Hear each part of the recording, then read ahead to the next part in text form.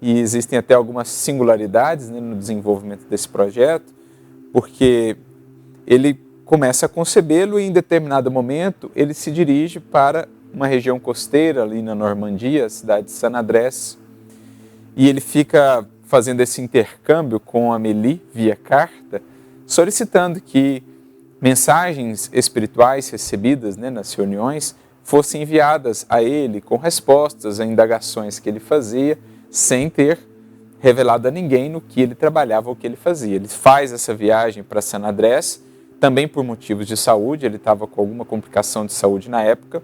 É muito bonito, porque mais recentemente as cartas trocadas por ele e Amélie nesse período foram reveladas, eram até então inéditas, o Charles Kempf da França revelou, elas até foram inseridas numa edição da revista Reformador, se não me engano de 2014.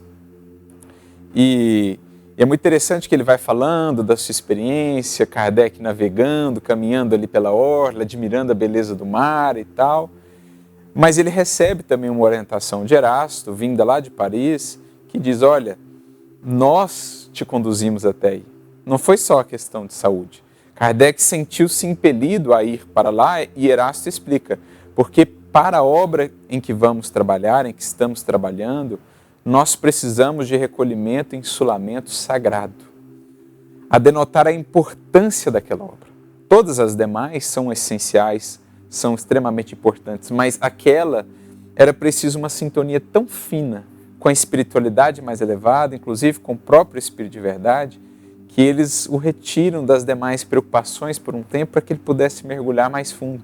Mesmo depois, quando ele volta para Paris, ele não fica onde costumava ficar no seu gabinete, ele vai para a Vila Ségur, que era um ambiente que ele havia adquirido e no qual ele planejava, inclusive, morar ao final da vida, junto com Amélie.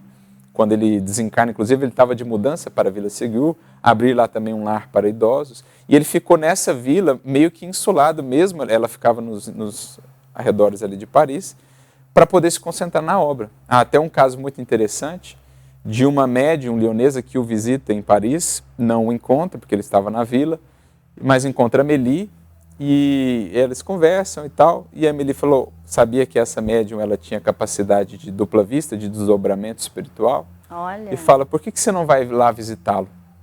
E ela vai em espírito, ela visita lá o lugar onde ele estava, descreve a casa que ela não conhecia, o lugar onde ele estava, e Kardec depois comentou, olha, ela não tinha como ela saber isso, eu não estava no gabinete, eu estava em outro lugar, e ela descreve exatamente onde eu estava e tal, e ela vê os espíritos, ela veja uma multidão de espíritos que o cercam, velam pela sua boa saúde e o amparam na obra que ele está trabalhando.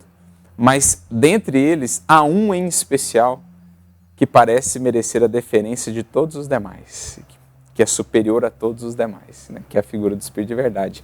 E aí a Amélie pergunta para ela, e no que ele trabalha? Ela não sabia, Amélie. E aí a médium fala, um instante, veja um espírito, está com um livro nas mãos. Ele abre um grande livro e veja escrito, Evangelho.